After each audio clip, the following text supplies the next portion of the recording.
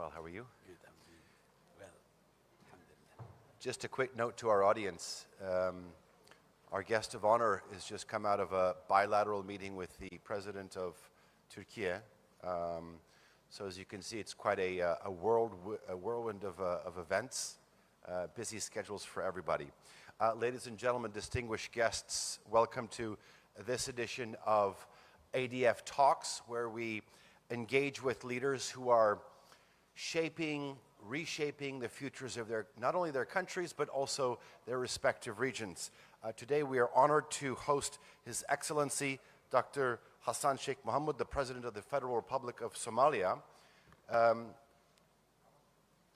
President Mohamud is now serving his second term, and I've just been informed that this is a first in the history of your country, and you have been at the forefront of your country's journey towards stability, unity, as well as regional cooperation. Under your leadership, Somalia has navigated some very complex challenges, ranging from internal security threats to regional diplomatic tensions, all while striving to further economic development as well as integration with the international community and networks.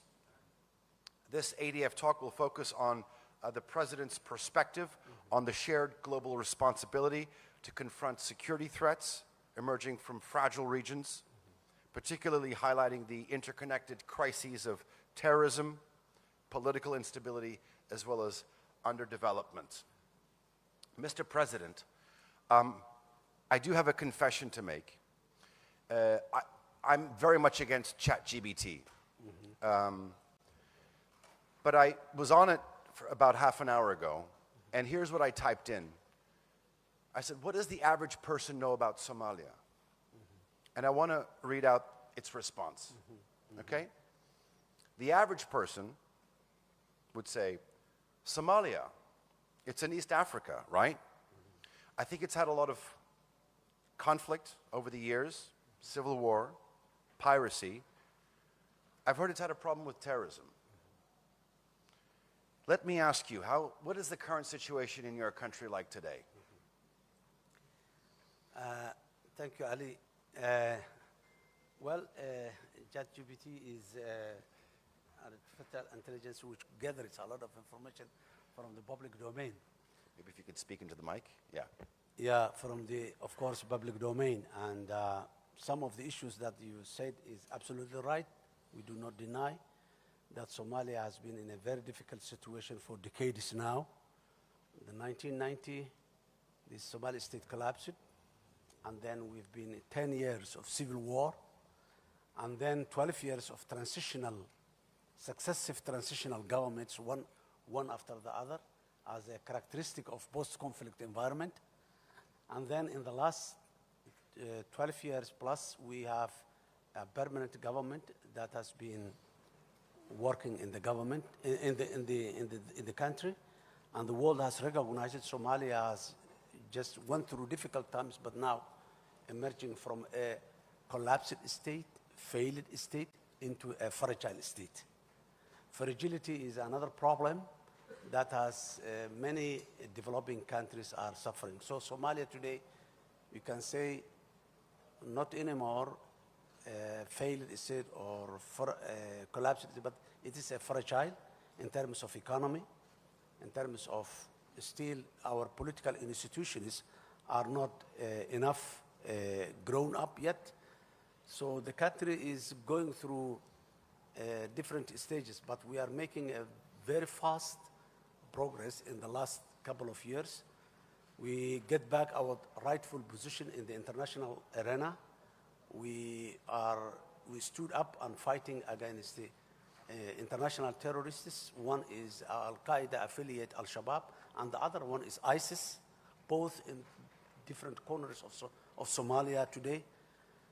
And Somalia is leading that war. Yes, the world is supporting us, so many countries, so many international organizations, the United Nations, the African Union, all of them are supporting individual countries, among which the United States, Turkey, United Kingdom, and many others are the neighboring countries as well supporting. But the lead is Somalia. It is the Somali lead that has shown progress in the fight against terrorism. So Somalia is a country that has just turned the corner, established institutions, have its own constitution, preparing right now to go into a one-person, one-vote elections after 56 years.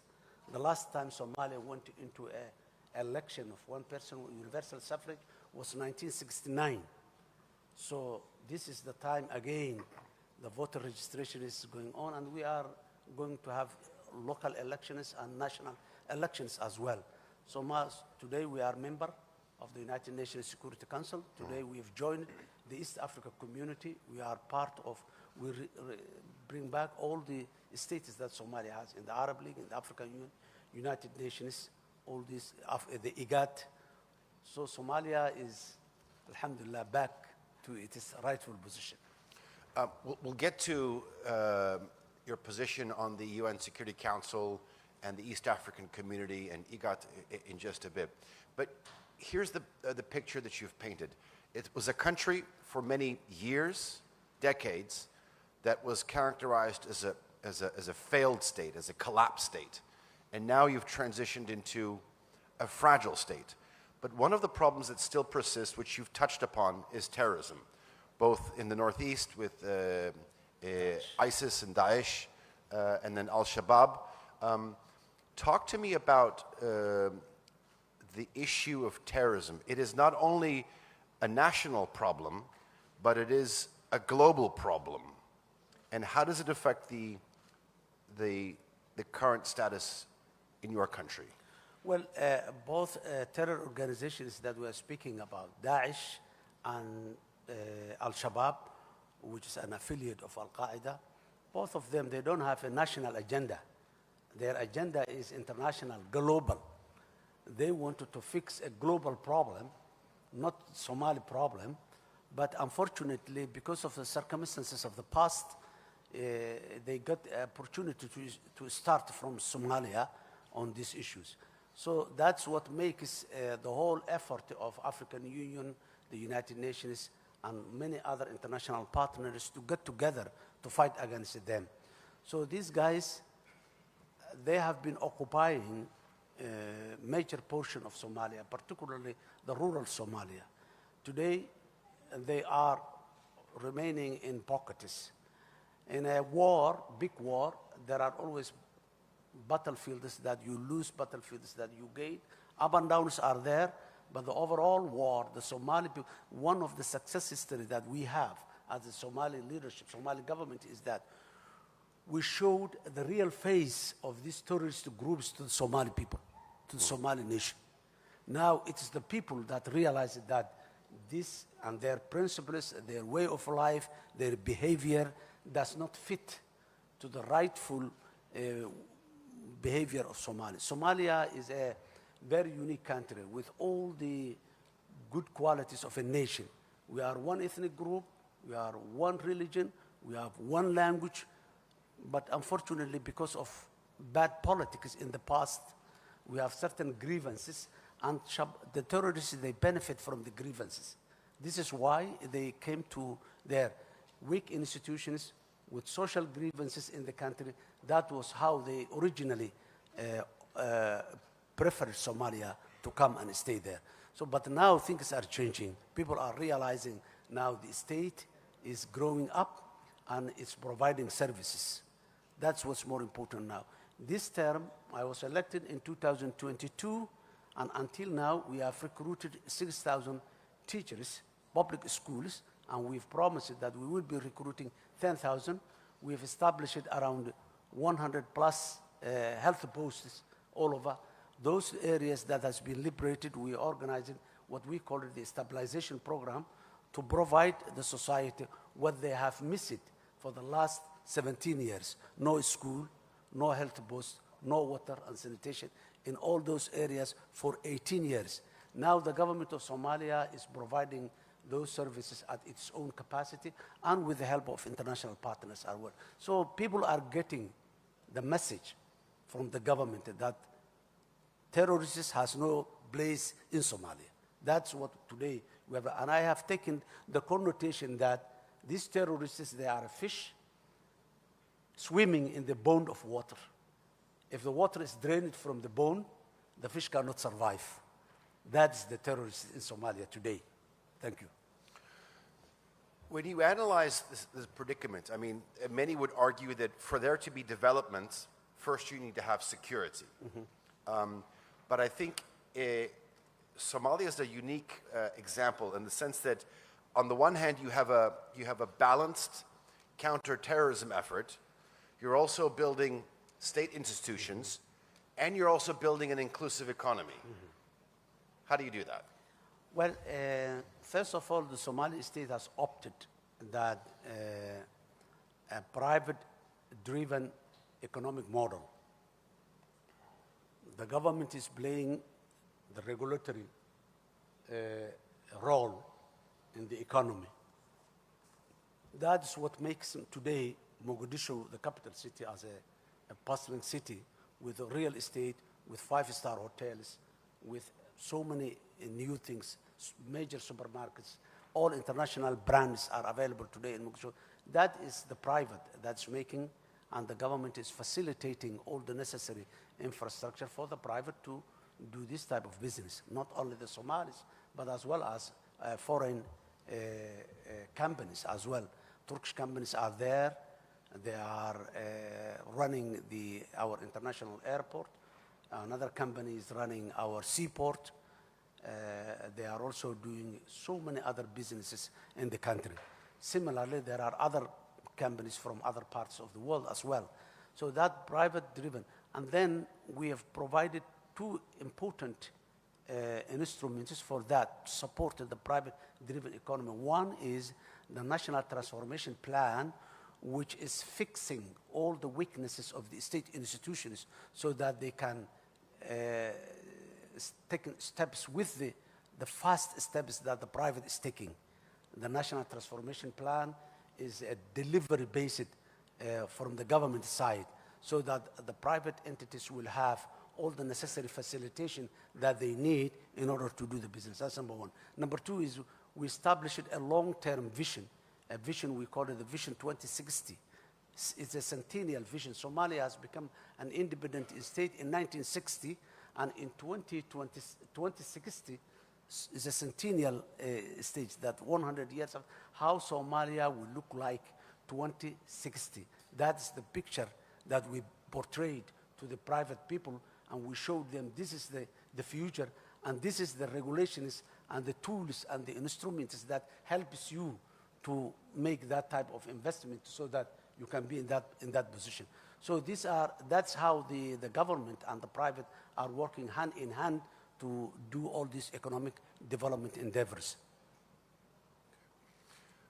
Your Excellency, in your opening remarks, you had mentioned that Somalia is a member of the United Nations Security Council. Let me ask you about that.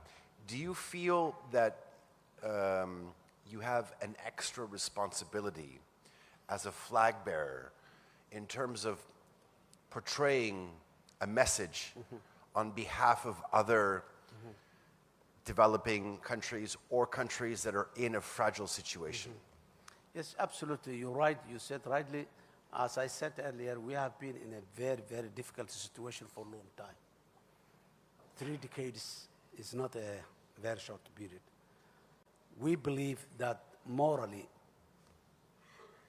we represent those nations and peoples throughout the world that has went through that suffering or are still in that difficult situation.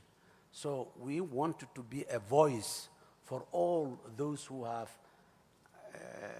difficulties within them and who needs help, international help, or those who has been created by other forces, circumstances that take them to that level, so that the United Nations Security Council can take those burdens away from those nations. So you are absolutely right, Ali. We feel that we have that moral obligation to represent those people who are suffering in different corners of Somalia, in different corners of the globe, whether it's under development, whether it's security, whether it is any other exploitation that is taking place. and have a very limited voice, as we used to be decades ago. We need to be a voice for that people. Let me ask you the flip side to that question. How do regional actors and global powers help countries like Somalia, who are in fragile situations during these times that present some challenges? Well, Ali, the world used to be a world of ideology, world of principles. In 21st century, the world is becoming a world of interests. And every country, every nation has some interests in it. But the question is, many of us, the least developed countries, we cannot articulate or we cannot sell the interests that are there in our country, number one. Or we cannot establish the necessary instruments that facilitate people to come and seek after these interests. So that's the challenge that many of the facing. So Somalia is trying to, of course, address those global powers or regional powers or neighbors, whatever, who got an interest in Somalia, to negotiate with them in a way that benefits both of us, mutual interest. Sometimes when it comes to interest, the problem some of the interest has is the interestee, the one who has the interest, would like to get the more.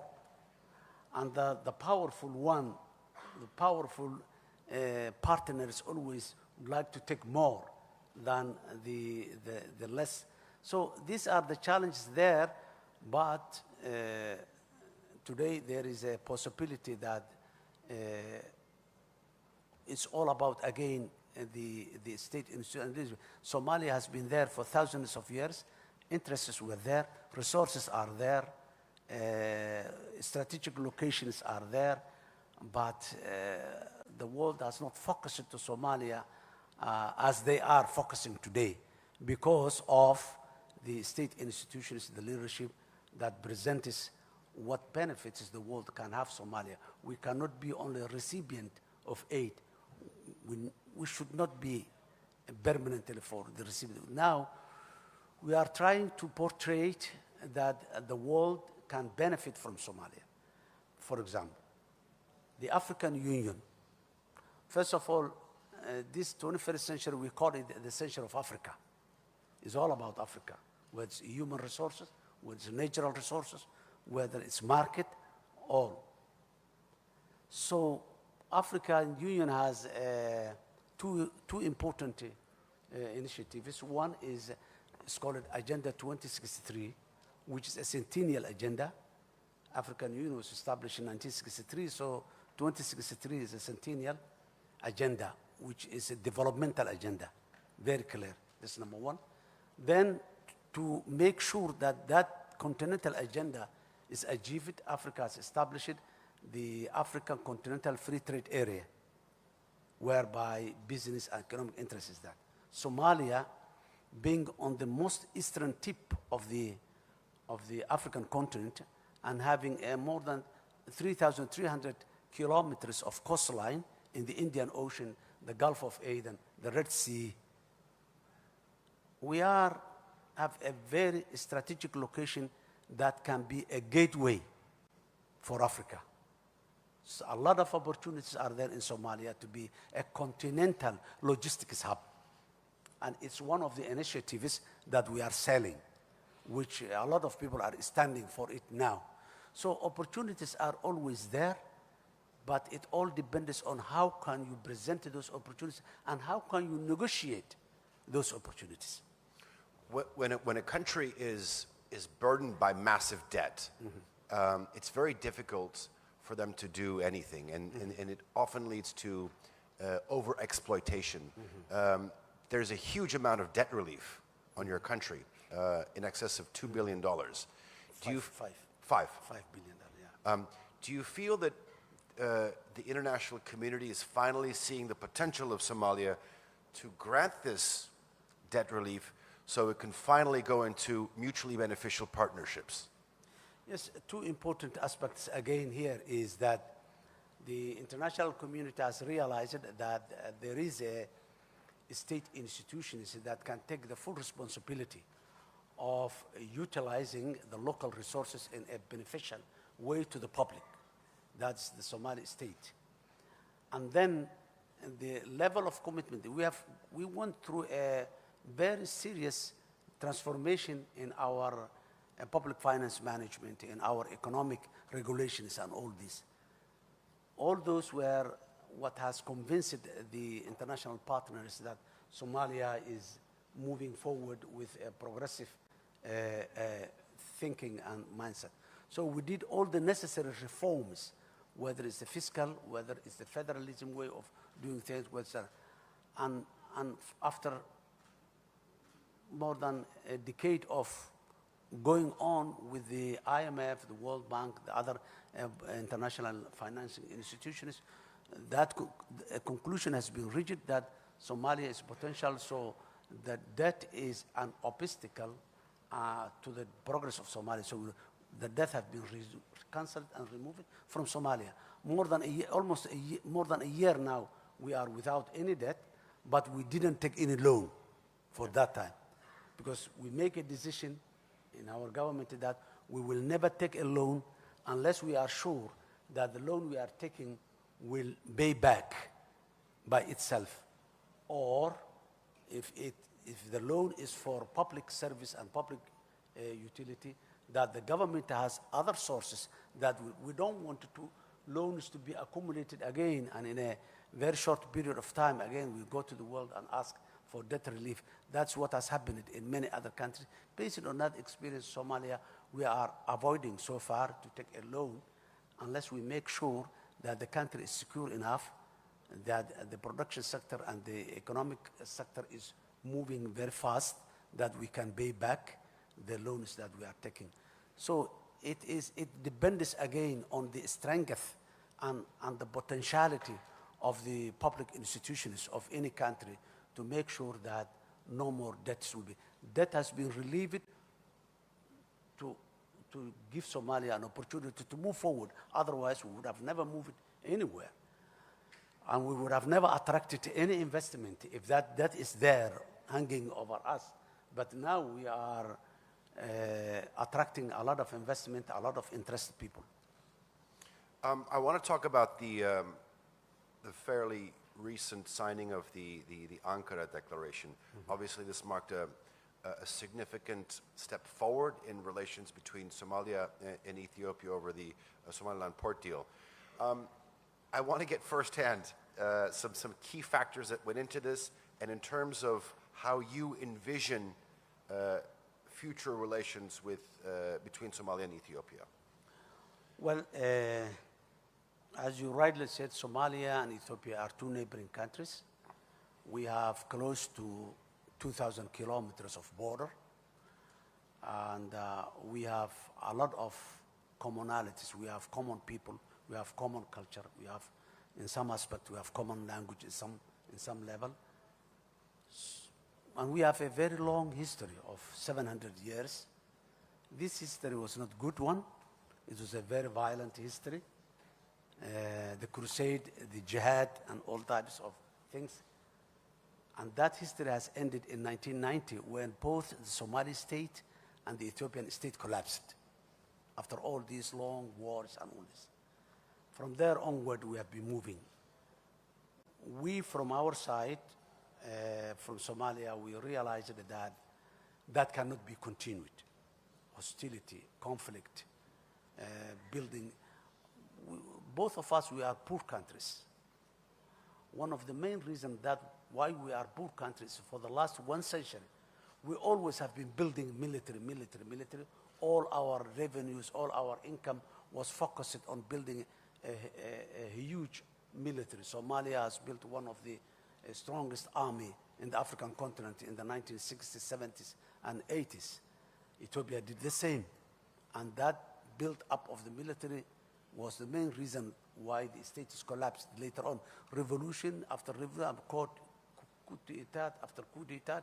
At the end, the states collapse. So we're working together. Misunderstandings comes up here and there when neighbors are there, but now the Ankara Declaration has opened a new door for the future of our two countries. After the Ankara Declaration, I visited Addis Ababa and have a very good discussion with the leadership there. And then after that, the Prime Minister of Ethiopia has visited Mogadishu as well, have a very good discussion and dialogue. And then after that, even there is a lot of exchange of important and very VIB individuals on teams on both sides.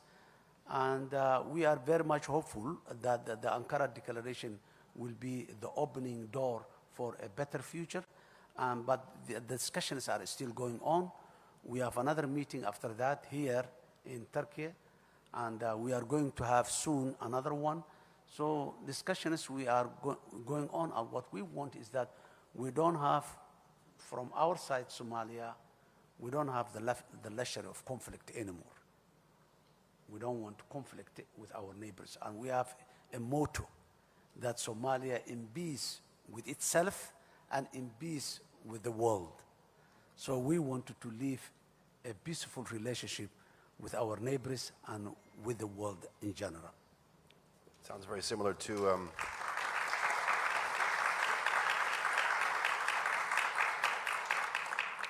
one of the mottos of the founding father of this country as well, peace at home, peace abroad. Peace abroad.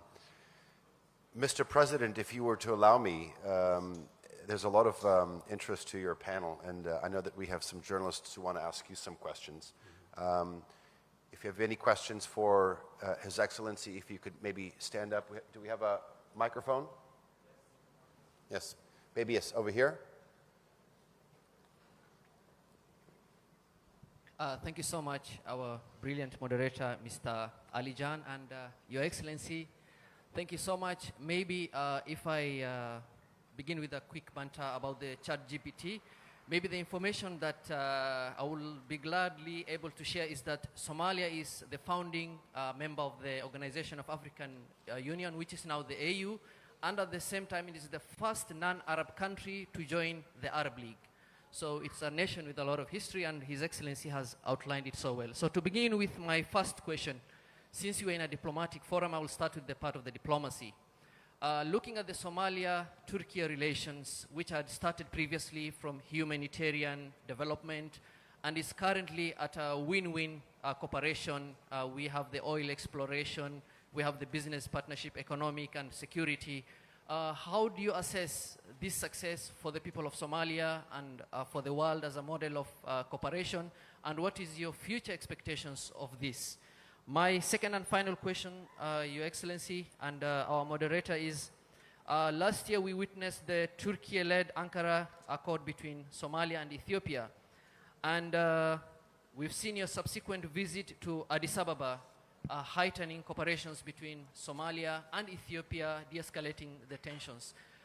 What lesson does Somalia give to the rest of Africa as far as also Somalia's contribution to mediation is concerned historically, where it used to take part in deflating tension between neighboring countries, and looking at the current situation in Sudan, in DRC, and other parts of Africa? Thank you so much. My name is Nuri from TRT Africa.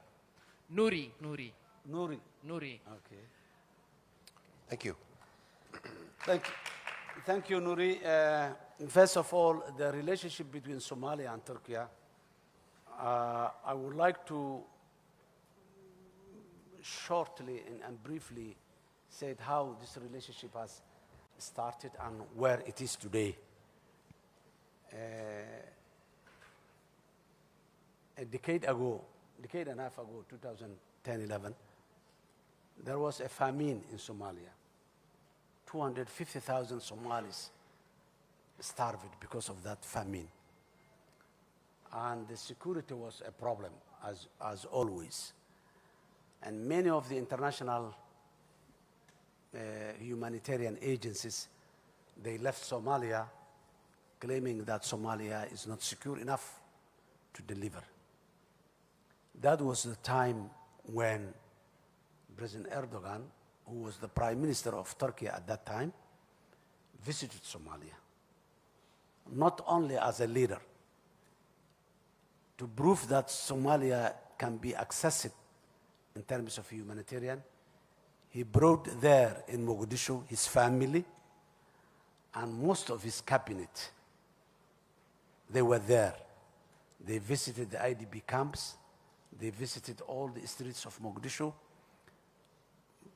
President Erdogan, he got off his car and sit with the kids that are playing beside the road and asked them a lot of questions about their life. From there, the world it was unbelievable to anybody that such a prominent international leader goes to Mogadishu with his family and stays there in IDP camps without any significant visible protection or security or anything. That was a game changer. Because of that visit, everybody came back and lives were saved from there.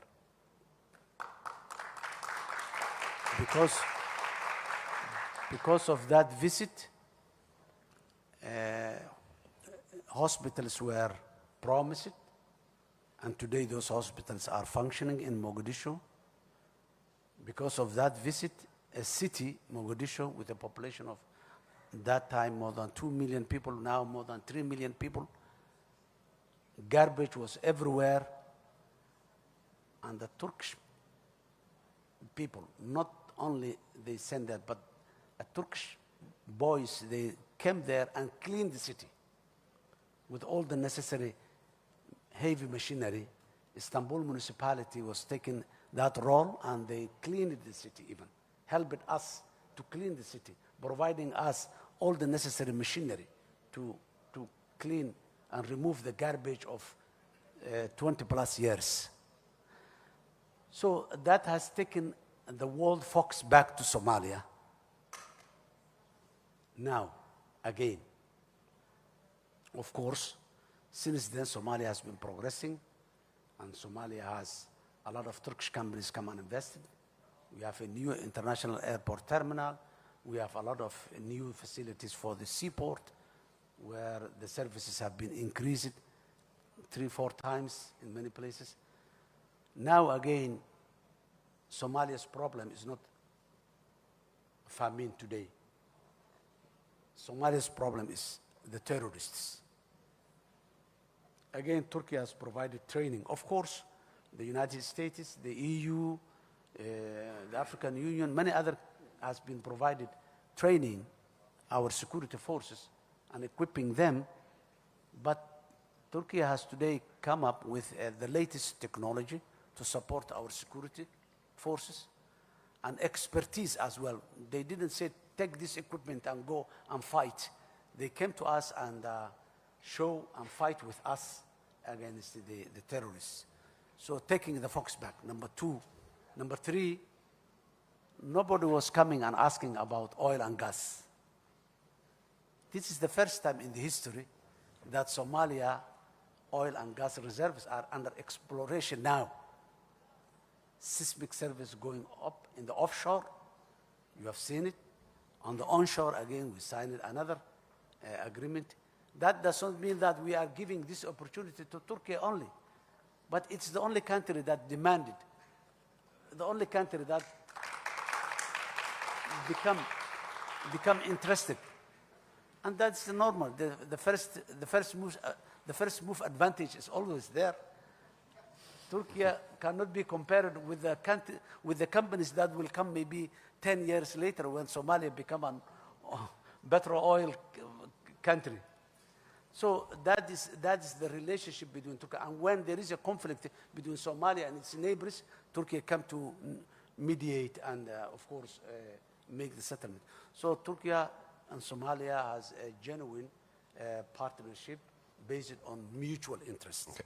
Mr. President, I think maybe perhaps swiftly move on to the second part of the question. I think it was what are some lessons that other parties can learn in terms of conflict resolution with your negotiations surrounding the Ankara agreement? I think the country, it was the DRC that you gave.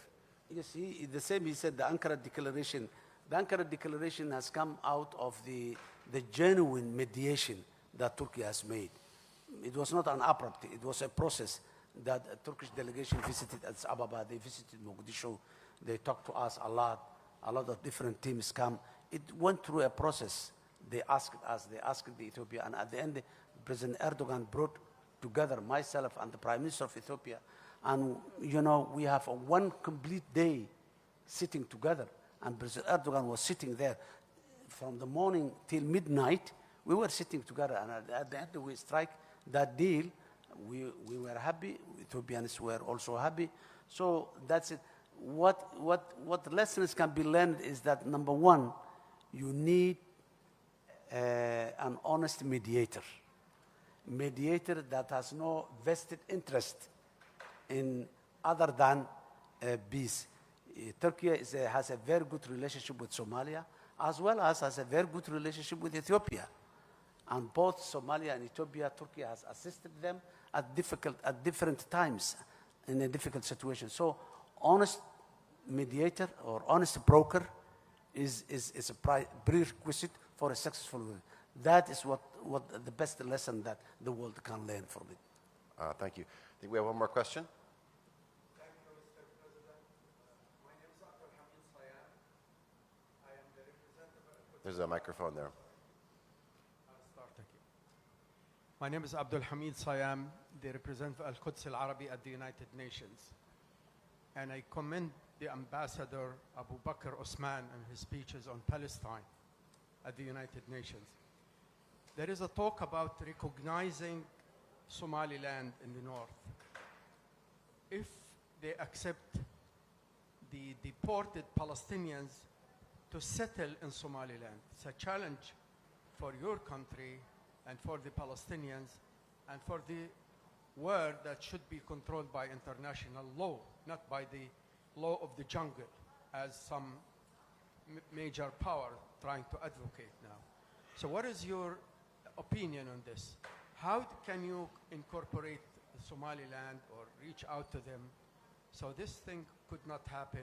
Because if it is recognized, then it might be very hard to go back and unite both the north and the south. Thank you. Abdul Hamid, thank you very much. First of all, the cause of the Palestinian people, it is a moral responsibility and a religious responsibility. Qudus and Palestine. So it is an issue that Somalia has never compromised and is not going to compromise, whatever our capacity or our ability is. What we want is a peaceful resolution, as the world has recognized it, two-state solution, that Palestine state is there, Israeli state is there, and peaceful coexistence between the Palestinian people and the Jewish people is the best option, and that's what we all want to see, and we hope it will. Regarding the other issues, Somaliland is part of Somalia. It's not a... Well, as you rightly said, we are not talking about the law of the jungle. If someone comes and says, we cut this country, we cut this part from this country, and that's another case. So Somaliland is a part of Somalia, and no one has ever approached Somalia for receiving Palestinian people as replacement of their land. We don't see it as a solution. It's not whether someone recognizes or not recognizes it, but the idea of removing Palestine from their own land and putting them into other people's land, I don't see that that's a solution at all. If it is a solution, then it would have been discussed some way or the other. But that's not. Palestine belongs to that land. And they have been leaving that land for millennia, and definitely they will. So no one has ever approached it to us. And if someone says, I recognize XYZ as an independent country, That's not the way the world works. Individual countries can say that, but that will not be very effective. It will only create more problem, more conflict, and more. That will not be, by saying that or by doing that, there will not be a conducive environment for putting other people there. So I'm not hopeful on that. We will hope that, as you rightly said, the world will get back to its mind and this problem will be resolved. We are very much grateful for those countries who are actively involved in resolving that issue. Okay, I think we have time for one more. Assalamu alaikum, Mr. President. Very welcome to Turkey again. My name is Tunç Demirtaş from SETA Foundation. Under your presidency, the Somali Prime Minister Hamza Barre is in Lasanot, SSC Hatuma today. This is the historical visit because there was a conflict in that area a couple of months, a year ago. What do you think about the historical visit? Thank you. Well, we're sorry for what has happened in that part of Somalia, and local conflicts always emerge. But Somalia, the federal government of Somalia was not part of that conflict, and we are not going to be part of that local conflict. And one of the main reasons that the Prime Minister went there is to resolve those conflicts. The Prime Minister is not there to create more conflict, as some of the social media people are saying. The Prime Minister is there to solve, because that conflict is dormant. It's not resolved. It's not resolved yet. There are prisoners or detainees in both sides. So there are still conflicts that has not been peacefully resolved. So the Prime Minister is there to create a conducive environment where negotiations can take place, because there are certain obstacles for the genuine negotiations to take place, and Prime Minister is visiting there to remove some of those obstacles so that the two parties, the two groups can sit together, can negotiate and reconcile peacefully. Mr. President, thank you very much for sharing your insights, as well as your perspectives. I think your leadership during these testing times, these transformative times, is crucial, not only in terms of transforming your country, but also the Horn of Africa. Ladies and gentlemen, please join me in showing our appreciation to His Excellency's commitment to dialogue and cooperation. Thank you for your presence here at the Antalya Diplomacy Forum. Thank you.